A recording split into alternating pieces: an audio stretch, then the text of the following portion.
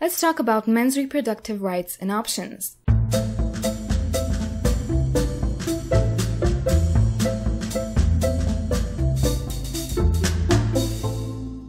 To help us along the way, I've quickly put together a cute little flowchart. Before I start walking you through a man's path to fatherhood, let me be clear that in this video I plan to stick strictly to men's reproductive rights when it comes to the lack of almost any choice and control over being a parent. So here goes. Let's start from the beginning. Before there is a child in need of a parent, we have a prospect baby, i.e. a pregnancy. In order to avoid one from happening, men have literally 4 choices as of right now, half of which depend entirely on the woman's consent and cooperation. So let's start with what a man can do and, if unmarried, can be more or less sure no unexpected babies will be showing up in their life. First one is abstinence. If you don't ever do the deed that leads to making babies, you will not be making any babies. Logical, right? But given our primal need to reproduce, very, very hard to pull off. Second option is way more proactive and unfortunately extremely hard to implement if you're young and have no children, because it involves medically sterilizing yourself. The vasectomy is a surgical procedure for male sterilization or permanent contraception. During the procedure, the male vas deferens are severed and then tied or sealed in a manner so as to prevent sperm from entering into the urethra and thereby prevent fertilization. Because it is hard to reverse and not always possible to reverse, there is a high probability you'll be actively dissuaded by your doctor every step of the way. Also, if you don't do the annual checkup making sure you're still sterile, a baby might still end up showing up in your life unexpectedly. Moving down the list of contraception practices available for men, we have the pulling out method and condoms. If implemented properly, or even better, in tandem, you are more or less safe, but you still have to make sure your partner is on board and knows what the plan is, and most importantly, sticks to it. So, given you are with a partner you trust and who you know is on the same page when it comes to reproduction as you, your chances of accidentally stumbling into parenthood are relatively low. For what I've included from here on out in my video, I've done some reading up on the family law of most of the countries in the EU, all of the different legislations in the UK, and some of what I could find on family law in the US. This is my layman's understanding, though I have consulted a few friends who have studied law to explain the bits and pieces that confuse me. So, let's go back to the flowchart. Use the pregnancy prevention method of your choice. It's successful, then congratulations, you're not a dad.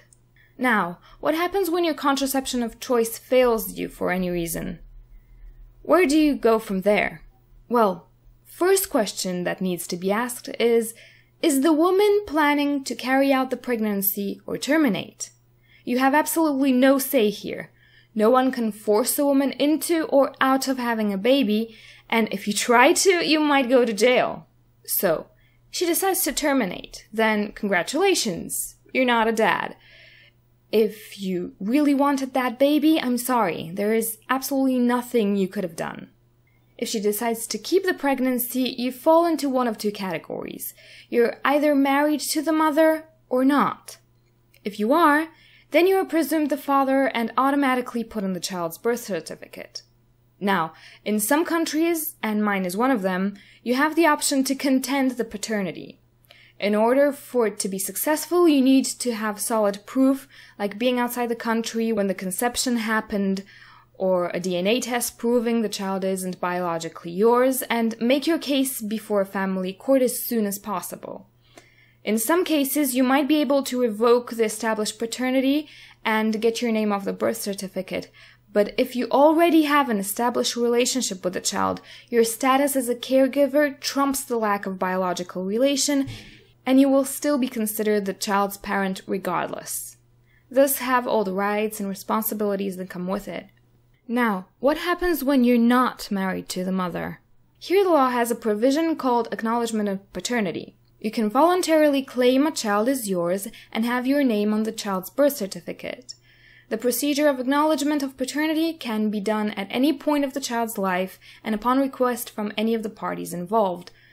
What that means is that you, the mom, and the child, if it is over a certain age that varies between 14 and 18 depending on where you are, can go at any point to a family court and request an acknowledgement of paternity. That usually involves a DNA test proving the man is the biological father of the child, and that's it. Congratulations, you're the dad. Say you don't want to claim the child. Here it gets tricky. Though getting included on a birth certificate requires the active participation of the father, that matters little if the mom decides to trigger the aforementioned legal procedure of acknowledgement.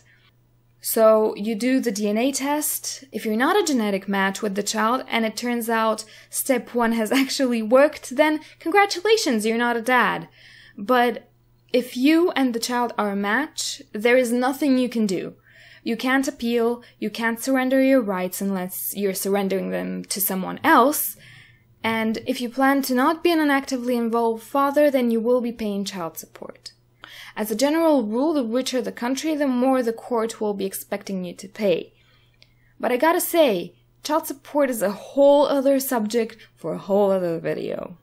Now back to our neat little flowchart. What I didn't include here is that you could in principle refuse to take the court-mandated paternity test. But then you have to prove beyond a shadow of a doubt that the child isn't yours. Which, let's face it, if you're that sure, why not just take the test?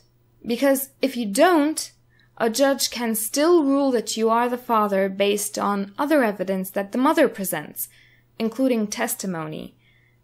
And we're all well aware of how keen courts are to believe a woman's testimony. This is basically standard family law that is surprisingly consistent across countries, with small differences in wording and presence or absence of provisions for special cases, but the big, important pieces of legislation read pretty much the same. Again, I'm not a lawyer, and I may have unknowingly overgeneralized here, but reading Bulgarian, Czech, Romanian, Italian, Greek, German, Spanish, Portuguese, French, Belgian, Irish, Scottish, English and Welsh, North Irish, and what I could find explained about US family law, leads me to believe what I have described is more or less accurate. And no, I don't know all these languages. I read what I could find translated to English or Spanish, and Bulgarian, of course. So, any correction any lawyer has to offer will be pinned in the comments section of this video. Now, the purpose of this video, though educational so far, isn't educational in nature. I just think we need to know and be clear on how things are before we go into how we would like them to be, and why. So if you've paid attention, you've noticed a striking difference when it comes to choosing parenthood between what a woman is offered and what a man is offered. A woman has the right to abort, as well as give up for adoption a child she is unwilling or decides she's unable to raise. If you're a man, you have no say in whether or not you will be parentally responsible for a child you have biologically fathered. And I guess this is why when I asked my Twitter followers what kind of reproductive rights would you want to have as a man, the vast majority of the answers were what I choose to call paternal surrender, which was best described by Concerned Bystander as the same right women already have to unilaterally opt out of parenthood post-conception if he feels the need to with the same time window. But to do so, he surrenders not only any responsibility, but also any associated rights to the child and their upbringing. I asked around about what the conditions and deadlines should be, and the answers were fairly consistent, asking for a 4 to 6 month time frame following finding out about the existence of the pregnancy or the child, depending on when the mother has chosen to inform the prospective father of it. An important and highly advisable step would be the definite determination of biological paternity through a DNA test, done upon either parent or possibly grandparent's request. Next, the father has to file his paternal surrender documents, resigning all rights and responsibilities to the child. Once done, it would be final, and the father would have no visitation rights, and no say in any part of the way the child is raised. Every person I've ever spoken to that opposes the existence of a provision like this makes more or less the same argument. Why should the mother be forced to be solely responsible for the child if they made it together? And to this I answer with what basically amounts to Uncle Ben's speech about power and responsibility. The mother has the unique power to choose whether or not she will be giving birth. It is an important right, and I believe all women should have it. But the mere existence of that right, combined with the unique biological differences between men and women when it comes to reproduction, create a power imbalance, and what amounts to a discriminatory law that furnishes half the people with all the power and half of the responsibility, leaving the others with no power and the same amount of responsibility. For a while, I felt uncomfortable making an entirely moral argument in favor of paternal surrender, but then I realized a big portion of our laws and rules are based on entirely moral arguments. I believe a fair and strong society is built on high standards of fairness and responsibility that should be applied consistently throughout. When it comes to the freedom to choose parenthood, the double standard couldn't be more obvious, and I say it's time we fix that. And to everyone in the "but think of the children" crowd, I have one question for you. Would you rather be abandoned or resented? I made this video in the hopes of putting the topic of paternal surrender on the map and triggering the debate over its necessity. Any thoughts and feelings on the topic will be very much appreciated, so make sure to voice them in the comments. If you like this video, be sure to leave a like and maybe even share it around.